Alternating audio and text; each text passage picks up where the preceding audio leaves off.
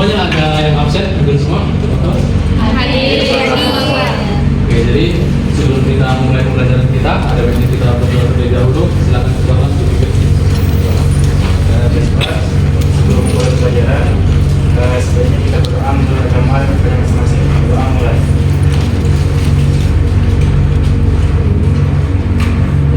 Doa selesai. Oke, jadi anak-anak semua, ini adalah kelas pertama kita di mata pelajaran perpajakan. Jadi di materi ini kita akan membahas yang pertama itu ruang lingkup pajak.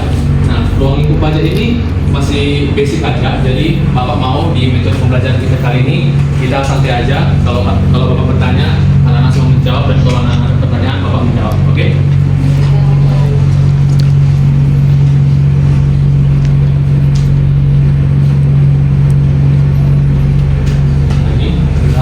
Ruang lingkup pajak. Jadi pertama-tama Bapak mau nanya dulu, apakah anak-anak sebelumnya pernah mendengar itu pajak atau melihat orang tuanya membayar pajak? Sebenarnya apa sih itu pajak, dan apakah harusnya kita membayar pajak, dan fungsi pajak itu apa? Ada yang mau ngasih komentar? Ya, Karma silakan. Jadi Pak, menurut saya pajak itu merupakan suatu nominal kewajiban yang harus dibayar oleh seseorang individu dari warga negara yang dengan fasilitas yang mereka miliki, misalnya mobil, maupun Jadi kata kuncinya dari dalam tadi kewajiban individu. Ada yang mau ngasih komentar lagi tentang manfaat pajak itu apa? Ya, Bayu silakan. Ya, menurut saya manfaat pajak itu sebagai pendapatan suatu negara, di mana pendapatan tersebut digunakan untuk anggaran seperti pembangunan ataupun kegiatan-kegiatan pemerintahan dalam suatu negara. Berarti kata kuncinya itu pendapatan negara ya, yang digunakan untuk pembangunan negara. Oke, dari sini kita bisa lihat pengertian pajak. Pajak adalah pungutan wajib yang ditujukan kepada pihak-pihak yang menjadi bagian dari kriteria wajib pajak menurut undang-undang. Ada kata kuncinya undang-undang, yang berarti ada peraturan. Adapun setiap rupiah dari penerimaan pajak yang dibayarkan akan masuk ke dalam kas pendapatan negara dari sektor pajak. Di sini ada pendapat daripada tokoh-tokoh di bidang pajaknya. Yang kurang lebih jika kita kaitkan ke undang-undang yang resmi, pajak adalah kontribusi wajib kepada negara yang berutang oleh orang pribadi atau barang yang bersifat memaksa, ada satu kunci memaksa berdasarkan undang-undang tadi dengan tidak mendapatkan imbalan secara langsung. Langsung kita ke ciri-cirinya. Yang pertama itu ciri-ciri pajak itu, yang pertama adalah pajak merupakan kontribusi wajib kepada negara. Ada kata wajib. Apakah kita di semua sini harus membayar pajak? Kita kan warga negara, wajib atau kita berpajak? Wajib, tapi pada saat tertentu nanti, karena kan kita masih pelajar, belum berpenghasilan dan belum berkeluarga. Jadi itu sekarang kita belum membayar pajak apa-apa, karena kita masih ditanggung, anak-anak sekalian masih ditanggung orang tua kan semua. Yang kedua itu lanjutannya, pajak bersifat memaksa untuk setiap warga negara. Nah, tadi kan wajib, sekarang bersifat memaksa. Maksudnya memaksa di sini apa? Apakah ketika kita tidak membayar pajak ditangkap saya kantor polisi itu? Nah, enggak kan? Artinya bersifat memaksa itu dia secara tidak langsung ketika kita sudah melakukan kegiatan mempunyai barang yang menghasilkan pajak, di situ secara tidak langsung udah memaksa. Contohnya kayak bapak kan di sini kan buruh PNS kan, gajinya ya gajinya 20 juta aja bulan. Nah, pajak penghasilan bapak itu langsung dipotong oleh Kementerian Pendidikan melalui sekolah kita ini gitu. Jadi langsung dipotong. Nah, itu kan sebenarnya memaksa tapi secara tidak langsung gitu kan. Maksudnya.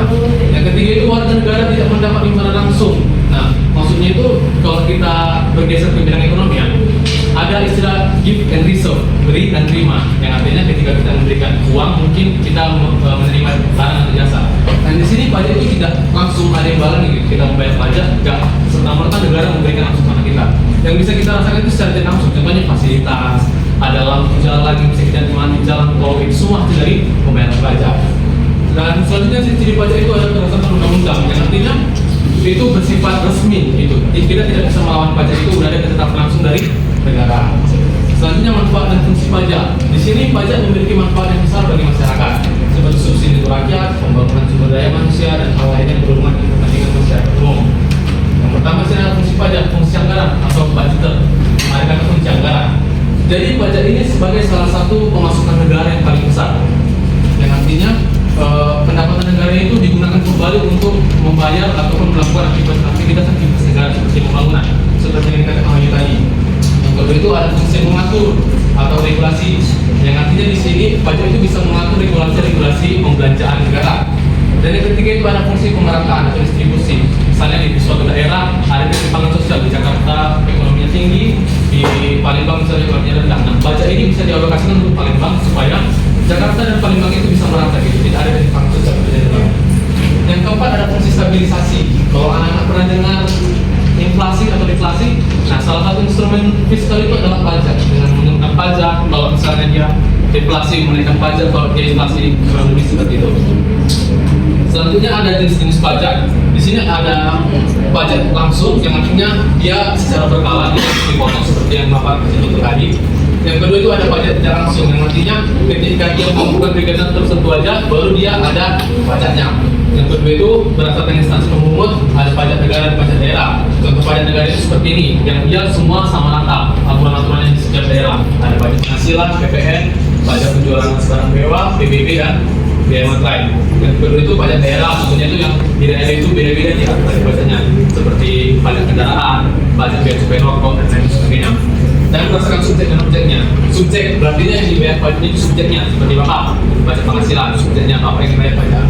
Terus yang kedua ada pajak objektif, itu objek, ada kata kunci objek, berarti objek dari pajak itu yang diambil. Contohnya mobil mewah, kayak Lamborghini Bapak itu ada pajak objektif. Nah, cara pemungutan pajak itu juga ada beberapa. Yang pertama itu ada stelsel nyata, yang maksudnya dia itu diukur dulu per tahun gajinya, baru dia bisa didapat berapa pajaknya gitu. Jadi ditunggu dulu setiap tahunnya, baru di tahun berikutnya dia membayar pajak sebelumnya. Yang kedua itu ada stelsel anggapan. Jadi stelsel anggapan ini kalau dari di akhir ini dia awal, dia beranggapan aja gitu. Berapa sih gaji dia setiap tahunnya itu, apa pajak cutinya, habis itu apa pajak tunjangannya, jadi bisa jatuh pajaknya. Jadi dianggap. Nah, yang biasa dipakai di Indonesia itu stelsel campuran. Jadi dia dianggap dulu di awal berapa gajinya, berapa tunjangannya, terus yang itu menyesuaikan. Kayak misalnya nanti kalau misalnya seorang pemuda nih, dia udah dihitung dulu, udah dianggap dulu budgetnya berapa, terus dia di bulan misalnya nikah. Nah itu kan udah ada apanya kan, udah ada tanggungan istri, udah ada tanggungan anak nanti, nah itu disesuaikan lancar. Jadi dia nggak kurang, dianggap dan disesuaikan dia. Terus ada asas pemungutan pajak, asas domisili, yang artinya setiap orang yang sudah berada di domisili tertentu, dia harus wajib membayar pajak.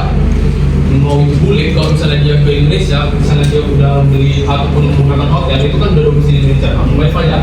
Atau sumber, misalnya bapak orang luar negeri tinggal di Indonesia dan gaji bapak dari luar negeri. Nah gaji ini kalau bapak pergunakan di Indonesia, sumbernya tetap gitu. Dari luar negeri juga harus digunakan di Indonesia membayar pajaknya. Terus atas kebangsaan, yang udah lahir di Indonesia itu wajib membayar pajak. Dan untuk luar negeri, ketika dia sudah di atas 1 tahun tinggal di Indonesia, dia otomatis masuk ke asas kebangsaan.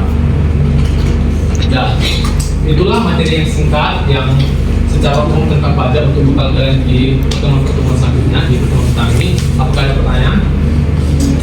Ya, silakan.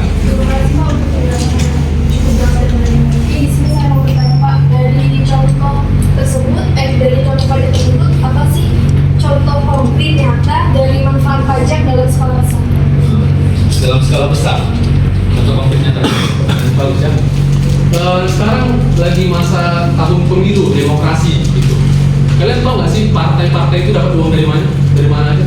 Banyak partai. Saya mungkin bapaknya anggota partai atau orang tuanya. Nah, ketua kelas kita itu kalau kalian dapat penghasilannya dari mana sih? Itu dari pajak loh. Satu suara yang 300 itu harganya 2.500 Pak. Kalikan aja berapa juta. Makanya para caleg-caleg itu berkumpul-kumpul menarik suara kita. Nah itu 2.500 itu dibayar dari pajak kita gitu. Kita yang masuk, kita yang berpajak. Seperti itu. Contoh lainnya lagi COVID-19.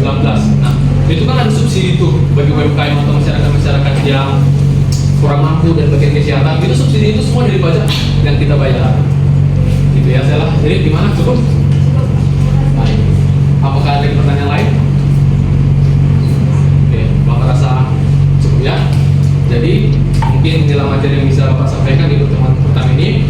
Dan setelah kita melakukan pembelajaran ini, kalian sudah tahu apa itu pajak, apa ciri-ciri dan manfaatnya. Dan selanjutnya sebagai warga negara yang baik, setelah mengetahui ilmu ini, kita harus tahu apa aja itu cara-cara pembayaran pajak dan tata-tata ketentuannya yang akan kita bahas di pertemuan selanjutnya. Nah, untuk tugas, Bapak ngasihkan tugas cari 10 contoh pajak dan kategorikan dia di pajak subjektif atau objektif. Dan mungkin Bapak cukupkan. Mari kita akhiri pembelajaran kita ini dengan doa penutup yang dipimpin Ketua kelas. Bismillah, untuk menutup pembelajaran pada hari ini, sebaiknya kita berdoa untuk teman masing-masing. Berdoa mulai.